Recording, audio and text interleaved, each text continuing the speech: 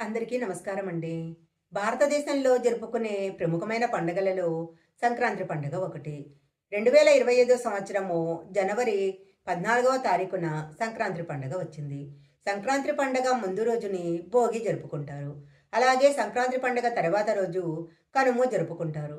సంక్రాంతి పండుగ వచ్చేలోపు ప్రతి ఒక్కరూ కొన్ని విషయాలు తప్పకుండా తెలుసుకోవాలి. సంక్రాంతి పండుగలోపు ఏ పనులు చేయాలి?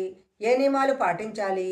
సంక్రాంతి పండుగ రోజు ఎలా పూజ చేసుకున్నట్లయితే ఎలాంటి ఫలితాలొస్తాయి? మొదలైన అనేక విషయాలు ఈ వీడియోలో మనం తెలుసుకుందాము.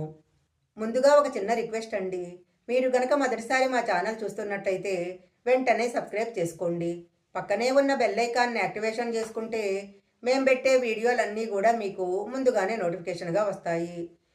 ఇక లేట్ చేయకుండా వీడియోలోకి వెళ్ళిపోదాము. జనవరి 14వ తారీఖు మంగళవారం రోజు సంక్రాంతి పండుగ వచ్చింది. అందువలన సంక్రాంతి పండుగ వచ్చేలోపే ఇల్లంతా శుభ్రం చేసుకోవాలి. ఇంట్లో ఉన్న బూజు దులుపుకొని ఇల్లంతా పరిశుభ్రంగా ఉంచుకోవాలి. ఇంటిని శుభ్రం చేసేటప్పుడు ఇల్లు తుడిచే నీటిలో కొద్దిగా కళ్ళుప్పు వేసి శుభ్రం చేసినట్లయితే ఇంట్లో ఉన్న నెగటివ్ ఎనర్జీ తొలగిపోతుంది. ఇంట్లో ఉన్న పాత వస్తువులను మొత్తం తీసేయాలి.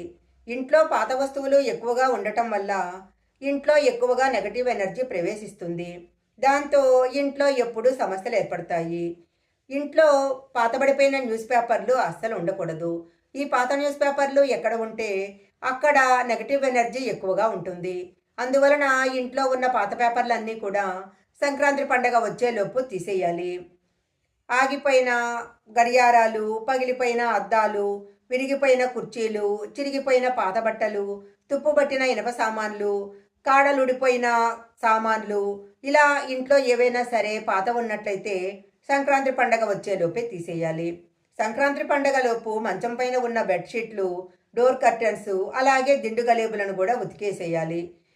జనవరి 13వ తేదీ పండగ రోజున ఇంటి ముందు మంటలు వేసి ఆ పాత వస్తువులన్నీ మంటల్లో వెయ్యాలి. ఇలా వేయటం వల్ల ఇంటికున్న చెడు మొత్తం తొలగిపోయి మంచి రోజులు వస్తాయి. పూజా గదిలో పాతపడిపోయిన దేవుడి పటాలు, చినిగిపోయిన చిత్రపటాలు, విరిగిపోయిన విగ్రహాలు ఉండకూడదు.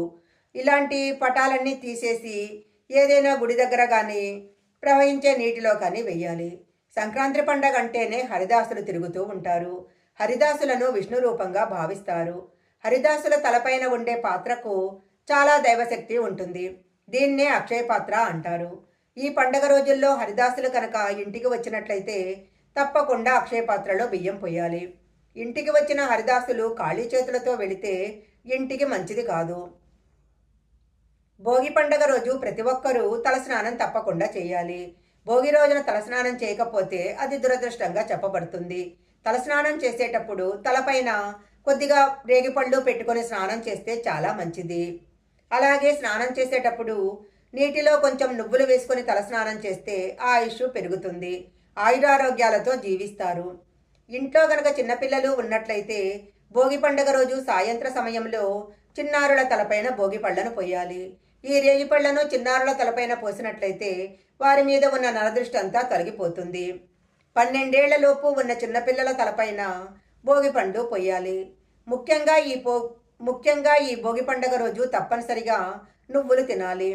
నువ్వులను గనక దానం చేస్తే ఈ సంవత్సరం అంతా ఇంటికి ఎలాంటి డబ్బు కష్టాలు లేకుండా ధనలాభం కలుగుతుంది. భోగి పండగ రోజు ఇంటి ముందు ముగ్గు పైన గొబ్బెమ్మలు పెట్టాలి. ఏ ఇంటి ముందైతే గొబ్బెమ్మలు ఉంటాయో అలాంటి ఇంట్లోకి లక్ష్మీదేవి వెంటనే అడుగు పెడుతుంది. భోగి పండగ తర్వాత రోజుని సంక్రాంతి జరుపుకుంటారు. ఈ మకర సంక్రాంతి రోజున సూర్యుడు రాకముందే తల స్నానం చేసేయాలి. సంక్రాంతి రోజున సున్నిపిండితో స్నానం చేస్తే చాలా మంచిది. జాతకంలో ఉన్న దోషాలన్నీ తొలగిపోతాయి. సంక్రాంతి రోజున స్నానం చేసిన తర్వాతనే ఏదైనా ఆహారం తినాలి. స్నానం చేయకుండా ఎలాంటి ఆహారం తినకూడదు. ఇది ఇంటికి దరిద్రాన్ని కలిగిస్తుంది. సంక్రాంతి పండుగ రోజు ఉదయమే తలస్నానం చేసి ఇంటి ముందు కళ్ళాబు చల్లి రంగురంగుల ముగ్గులు వేసుకొని ఇంటి గడపకు పసుపు రాసి కుంకుమ బొట్లు పెట్టాలి. ప్రధాన ద్వారానికి మామిడాకుల తోరణం కట్టుకోవాలి. సంక్రాంతి పండుగ రోజు తప్పకుండా శివుడిని పూజించి ఏదైనా శివాలయానికి వెళ్ళి శివుడిని దర్శనం చేసుకోవాలి. శివాలయానికి వెళ్ళలేని వారు ఓం నమ శివాయ అనే మంత్రాన్ని పఠిస్తే చాలా మంచిది. సంక్రాంతి రోజు తినే ఆహారములో ఉల్లి వెల్లుల్లి అసలు ఉండకూడదు. సంక్రాంతి పండుగ రోజు తప్పనిసరిగా సూర్యుడికి అర్ఘ్యం సమర్పించాలి. ఒక రాగి చెంబులో నీటిని తీసుకొని దాంట్లో ఒక మందార పువ్వు వేసి సూర్యభగవానుడికి అర్ఘ్యం సమర్పించాలి. అర్ఘ్యం సమర్పించేటప్పుడు ఓం ఆదిత్యాయ నమః అనే స్తోత్రాన్ని చదవాలి. సంక్రాంతి రోజు సూర్యుడికి అర్ఘ్యం సమర్పిస్తే ఏడాదంతా పట్టిందల్లా బంగారం అవుతుంది. గ్రహదోషాలన్నీ తొలగిపోతాయి. సంక్రాంతి పండగ తర్వాతి రోజుని కనుమ పండుగ జరుపుకుంటారు. ఈ కనుమ పండుగ రోజు చనిపోయిన పూర్వీకులు భూమిపైకి వస్తారని నమ్ముతారు. అందువలన కనుమ రోజు పూర్వీకులను తలుచుకొని వారికి ఇష్టమైన వంటకాలు తయారు చేసి పెద్దలకు నమస్కారం చేసుకోవాలి. కనుమ పండుగ రోజు ఇంటి ముందు తప్పనిసరిగా రథం ముగ్గు వేయాలి. మినపగారెలు తప్పకుండా తినాలి. కనుమ రోజు పొరపాటున కూడా ప్రయాణాలు చేయకూడదు. గోమాతలో ముక్కోటి దేవతలు కొలువై ఉంటారు కాబట్టి కనుమ రోజు తప్పనిసరిగా గోమాతను పూజించాలి. గోమాతను ముట్టుకుంటే చాలు సకల దోషాలన్నీ తొలగిపోయి అదృష్టం కలిసి వస్తుంది. తులసి మొక్క ఉన్న ఇళ్లలో ఎలాంటి కష్టాలు రావు. తులసి మొక్క ఎక్కడ ఉంటే అక్కడ లక్ష్మీదేవి శ్రీనివాసం ఉంటుంది. అందువలన సంక్రాంతి పండుగ రోజు తప్పనిసరిగా తులసి మొక్కను పూజించాలి. శుక్రవారం రోజు తులసి మొక్కను పూజించే వారికి అఖండ ఐశ్వర్యం లభిస్తుంది. పూర్వీకుల ఆత్మశాంతి కోసము సంక్రాంతి రోజున పూర్వీకులకు తర్పణం సమర్పిస్తే పూర్వీకుల ఆత్మకు శాంతి కలుగుతుంది. ఈ వీడియోలో చెప్పిన విధంగా సంక్రాంతి పండుగ రోజు ఈ నియమాలను పాటించి పండగ చేసుకున్నట్లయితే సకల అష్టైశ్వర్యాలు సిద్ధిస్తాయి. ఈ వీడియో కనుక మీకు నచ్చినట్లయితే లైక్ చేయండి, షేర్ చేయండి. ఇలాంటి మరిన్ని వీడియోల కోసం మా ఛానల్ సబ్స్క్రైబ్ చేసుకోండి. పక్కనే ఉన్న బెల్ ఐకాన్ని యాక్టివేషన్ చేసుకుంటే మేము పెట్టే వీడియోలన్నీ కూడా మీకు ముందుగానే నోటిఫికేషన్గా వస్తాయి. మరొక మంచి వీడియోతో మళ్ళీ కలుసుకుందాం.